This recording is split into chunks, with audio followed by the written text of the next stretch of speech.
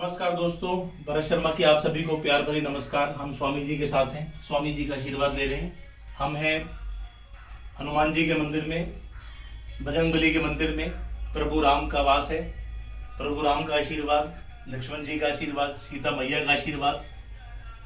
तो हमें यही देखने को मिलता है, यही सीखने को मिलता है इस घोर कलयुग में कि जो इंसान भी बजरंगबली की शरण में जाता है, परम भक्त हनुमान जी की शरण में जाता है, कोई किसी तरह की विपदा, किसी तरह का संकट मोचन उनको इसलिए कहा जाता है, सब संकटों को हर लेते हैं।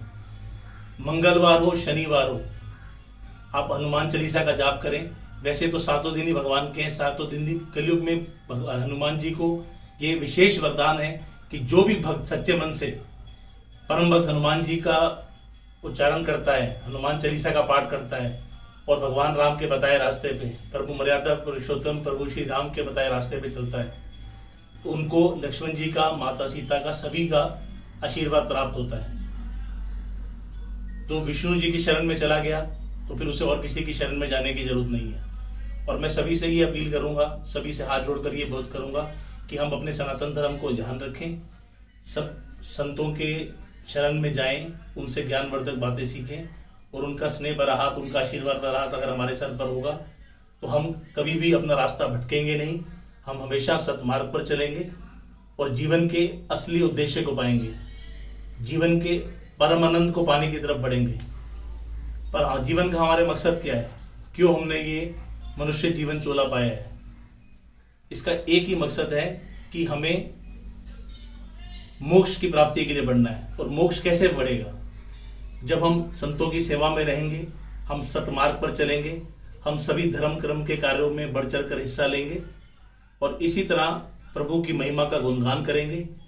जैसे तभी हम बार बार कहते हैं कि आज के युग में सब लोगों का ये चलन थोड़ा कम हो रहा है। हमें लगातार मंदिर में और सभी पूजा स्थलों में, सभी धर्मों के पूजा स्थलों में जाना चाहिए।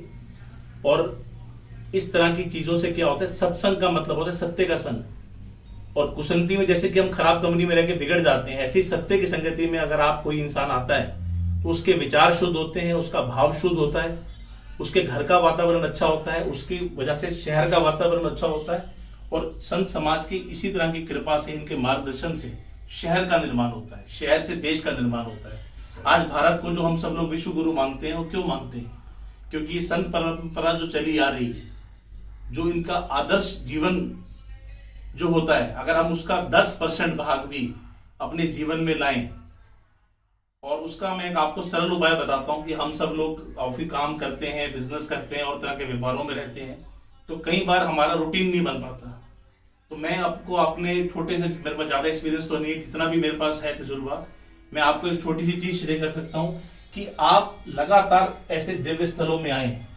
यहाँ की ऊर्जा अलग होती है, यहाँ की आभा अलग होती है, यहाँ का वातावरण अलग होता है। जब हम कुछ देर आंखें मूंद कर प्रभु के चरणों में बैठते हैं और संत मत में, संतों के आशीर्वाद में, इनके सानिध्य में बैठते हैं, तो हमारे विचार शुद्ध होते हैं, हमारी इच्छा शक्ति बढ़ती है, हमारी संकल्प शक्ति बढ़ती है, हमारी ध्यान लगाने की ताकत बढ़ती है, जिसको आप मेडिटेशन के नाम से आप कहते हैं।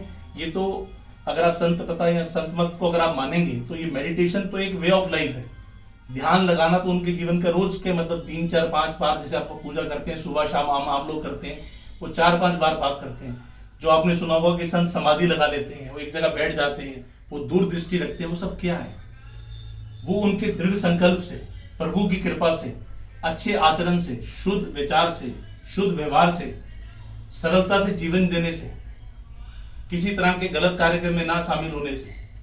तो हमें पूरी कोशिश करनी चाहिए कि आने वाली पीढ़ी को, अपने घर में बच्चों को, और घर में जो माता पिता बैठे हैं वो साक्षात भगवान है, वो आपके लिए साक्षात मतलब मंदिर जाने के बराबर ही है। जैसे एक संत के दर्शन कर लेना से जो आपको एक प्राप्त होता है, फल प्राप्त होता है, ऐसे ही अगर माता पिता की आप सच्ची सेवा करते हैं, आपके घर में बुजुर्ग दादा दादी हैं, नाना नानी हैं, बुजुर्गों की जो सेवा है, इसलिए कहते हैं कि सेवा करने वाले हाथ पूजा करने वाले हाथों से भी कहीं मान होते हैं। इसलिए आप हमेशा जब आप संत मत को देखेंगे, वो आप हमेशा देखेंगे कि वो लोग कुछ संग्रह नहीं करते, वो हमेशा बांटने पे विश्वास करते हैं।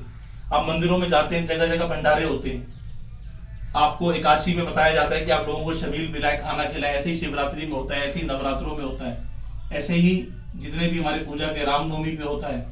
इन सब चीजों में जो होता है, इससे हमें क्या सीख मिलती है कि जरूर से ज्यादा संग्रह करना हमारे जीवन का मकसद नहीं है।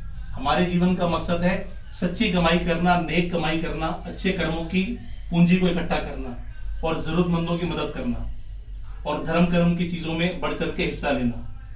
और कहीं भी अगर आप देखें कि कोई चीज गलत हो रही तो उसको ठीक करना, लेकिन कुछ भी चीज में निकालने से पहले हमें यह देखना है कि क्या हम कितना सहयोग कर रहे हैं। अगर हम कहीं कोई मंदिर में जा रहे हैं, कोई चीज बता रहे हैं, तो हम कितनी सेवा कर रहे हैं। अगर हमें कोई चीज साफ नहीं लग रही तो क्या हम आगे बढ़ के कर रहे हैं। आज आप जैसे ये सब साफ प्रांगण देख रहे हो तो जरूर स्वामी जी के साथ कुछ भक्त आके अपना समय देते होंगे, उनकी मेहनत होती होगी।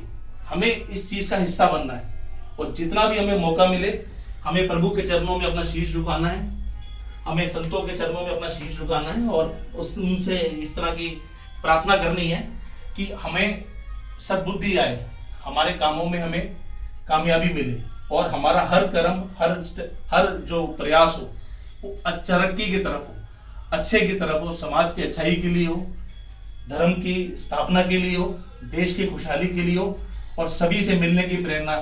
जैसा कि हिंदू धर्म संस्कृति में बताया जाता है कि सभी धर्मों का हमें आदर सम्मान करते हैं, हमें करना चाहिए। हम सभी भारतवासी हमें मिलकर रहना चाहिए और एक दूसरे से सहयोग बनाना चाहिए। जय श्री राम, जय बजरंगबली। नमस्कार।